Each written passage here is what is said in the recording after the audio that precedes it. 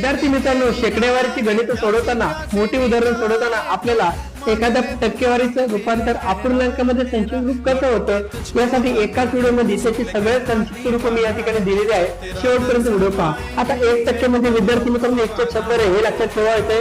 5% म्हणजे 1/20 असतं. 10% म्हणजे तुम्हाला 1/10 लक्षात ठेवायचंय. 20% म्हणजे 1/5. त्यानंतर 25% म्हणजे विद्यार्थी मित्रांनो 1/4 असतं. तसेच 30% म्हणजे 3/10 असतं. 40% म्हणजे 2/5 असतं. त्याचप्रमाणे 50% जर लक्षात ठेवायचं असेल तर 1/2 म्हणजे निम्मा असणार आहे.